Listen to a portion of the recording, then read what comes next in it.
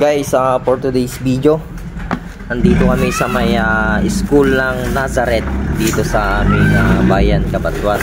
Bali, mag-i-install kami ng double throw. Then, ito yung generator. 6,080 watts itong generator. Then, gagamit tayo ng double throw 125 ampere. Then, also yung kanyang service entrance wire papunta sa may generator is number 8.0 mm, then 30 mm para dito sa termination ng double throw. Then 125 na MCCB bolt on type Cotten brand. Ito yung i-dismantle namin para ilipat sa may double throw. Ayusin namin to guys, then assemblein namin yung kanyang panel sa may double throw. As usual guys, gumagamit ako ng rubber gloves para komportable akong magtrabaho. Then for safety na din natin, dahil ang aking kamay is pasmado, pinagpapawisan, kaya nasanay na akong gumamit ng aking rubber gloves pag gumagawa ako ng electrical works. Then dinismantle ko na lahat itong dating naka-install dito guys. Tinanggal ko lahat ng connection niya. Also yung kanyang 125 MCCB na naka-install dyan. Then meron siyang kasamang 100 ampere na bolt on din. Yan yung connection guys papunta dyan sa loob ng school. Then yung isang NEMA 3R dyan guys na nakikita nyo is yan yun naman sa connection ng maliit na generator. 3,800 watts naman yung generator na naka-install dyan. Hindi na natin pinakailaman yan dahil yan is papunta yan dyan sa may residential sa tabi ng school, sa loob mismo ng school guys. Guys, bali mag-assemble kami ng 125 bolt on MCCB Cotten brand para dito sa ating double throw connection. Itong kanyang panel guys is fit for 125 hanggang 225 ampere na Cotten MCCB bolt on. Ito yung luma, then ito yung bago. Itong luma guys is dati nang naka-install, sinunod ko lang itong kanyang 125 ampere. Parehas sila, papunta siya ng load side then line side sa may generator din sa may line side guys. Assemblein namin to. Meron siyang dalawang safety spacer dito sa may pinaka center niya. Then may kasama itong dalawang bolt.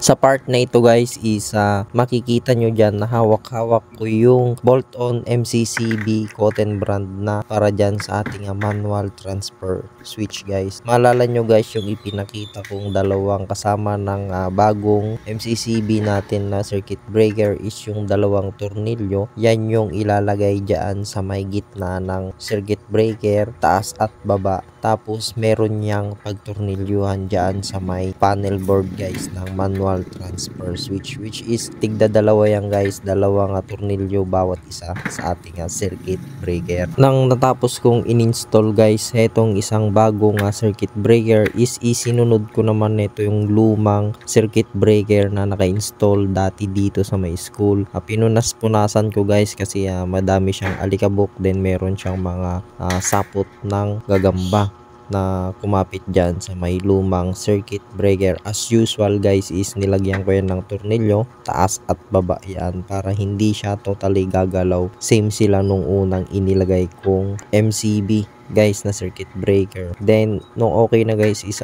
inilagay ko na yung kanyang cover. Itinesting ko siya kung fit na fit siya sa may cover niya, at yun guys, satisfied naman ako. Fit naman siya dun sa kanyang cover ng ating manual transfer switch. Ito yung itsura ng manual transfer switch guys para sa kanyang panel board. Na-assemble ko na din, gumamit ako ng 32mm PVC connector also dito sa papunta sa may line side. Then ito yung 3/4 PVC adapter para sa generator line. Ito guys dito sa may load, then ito dalawang load yung may tatap dito sa kanyang manual transfer switch. Assemblein na namin, then gagamitan namin siya ng nail gun. Guys, bali last termination na namin to. para dito sa kanyang load side.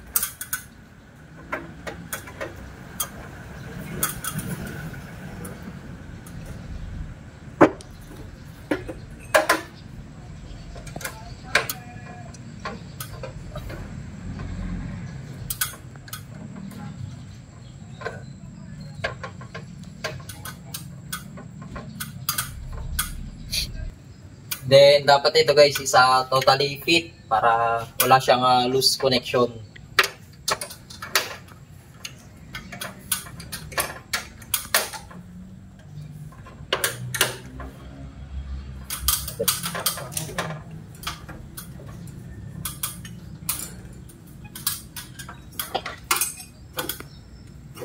Okay na tayo dito guys. Then, mamaya, pagkabalik namin is termination tayo dyan sa may generator. Then also sa kanyang earthing, maglalagay tayo ng earthing dyan sa may generator mo. Then explain ko sa inyo kung ano itong nilagay namin dito. Then size of wire, ampere of circuit breaker, then also yung kanyang pupuntahan kung paano siya terminate. Yung male plug ng generator connection guys is papunta dito sa manual transfer switch. Ito siya. Bali ginamitan ko siya ng crimping lug na ang size niya guys is SC6-6. Ito guys is fit siya sa 8.0 mm na conductor natin, na wire natin. Then meron akong ginamit na ito, heat shrink tubing. Ginamitan ko siya. Then ipapainitan namin to para ito is fit dito sa ating conductor. Tapos sa termination niya guys is ito. Ayan. Ipapakita ko mamaya sa inyo pagka natapos na namin itong kanyang termination. Bale ito guys is 3 prong yung kanyang male plug papunta dito sa connection ng generator. Assemblein ko to guys. Pagka na-assemble ko is ay papakita ko sa inyo para malaman nyo kung mas maganda yung meron siyang crimping lug or meron din or yung ini-splice dito. Mas maganda itong meron siyang crimping lug. Then guys, yung ginamit ko palang crimping lug dyan na pinang fit is ito. Meron akong pliers na may crimping. Ayan, yun yung itsura niya. Ito yung pinag-ipit ko para humulma siya ng ganito. Ayan yung itsura niya.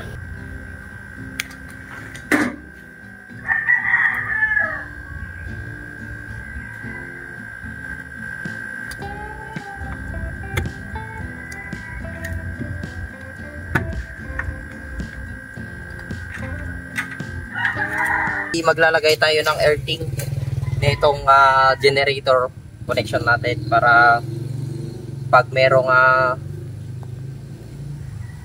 ground fault is dediretso dito sa lupa yung excess na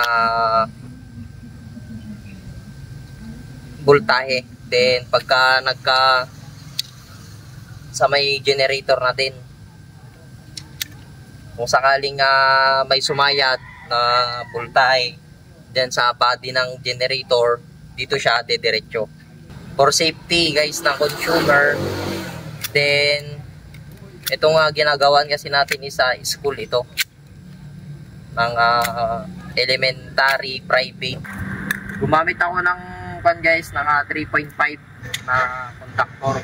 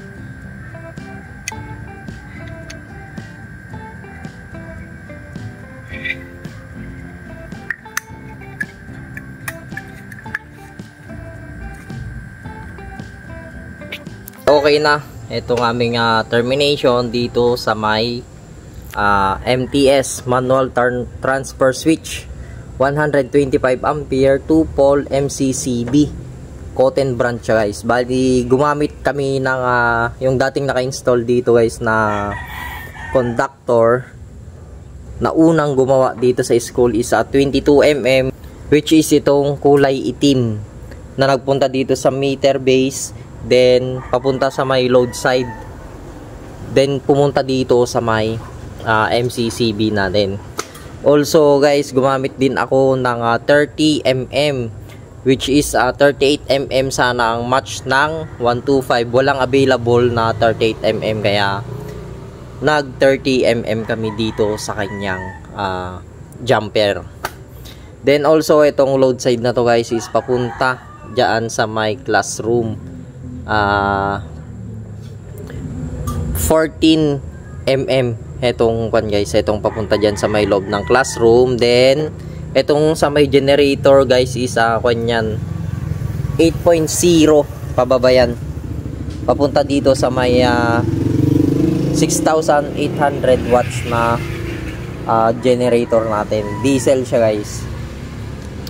Then also guys, gumamit ako ng nail gun, 4 na nail gun. Then ginamitan ko to ng metal hulso. Tapos dito sa may connector, ayan sa area na yan, dalawa yan na 32mm, then isang 3/4 para sa may 8.0mm. Ang ginawa ko dito guys is itong itim na ito, papunta yan dyan dito sa may metro natin sa service provider. Then yung 8.0 na yan papunta dyan sa kanyang generator connection.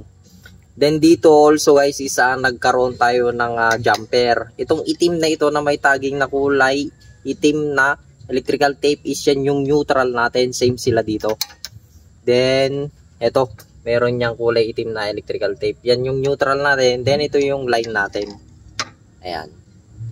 Dito sa area na ito, line natin yan. Ganyan lang kasimple guys mag-assemble ng double throw manual transfer switch. Guys, ang brand na itong generator na in-install natin is Yamato Industrial Series. Bali, diesel siya guys. Then also yung kanyang watts is 6,800 watts. Kaya nito ng 1.5 HP na tatlo. Then also support natin yung kanyang lighting, then mga regular outlet. Kung tutusin nito guys is 6,800 watts, isang ref, then dalawang aircon, tapos lighting, then mga regular outlet natin. Yung kaya nitong 6,800 watts na generator natin.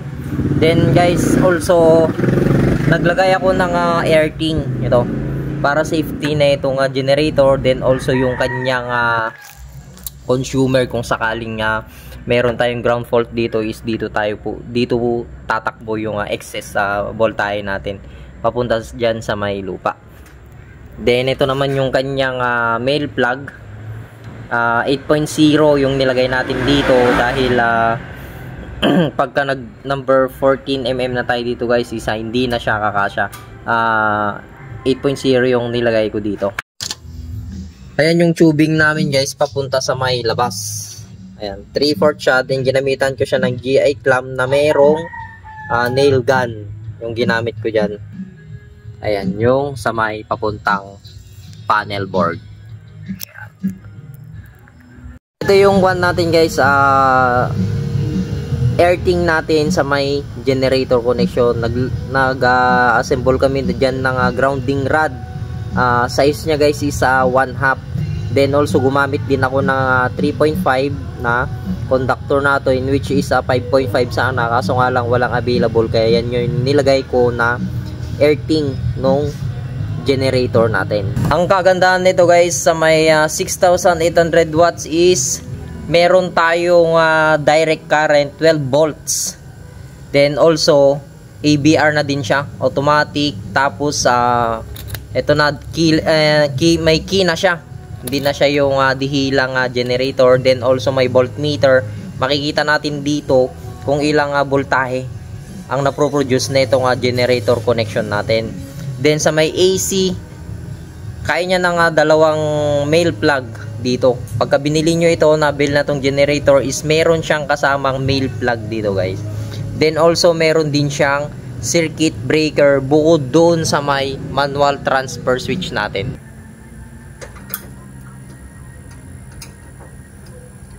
So ayun lang guys kung paano mag termination ng manual transfer switch. So yun lang guys, please like and share my Facebook page Motoelect TV and also my YouTube channel Motoelect TV. Maraming salamat.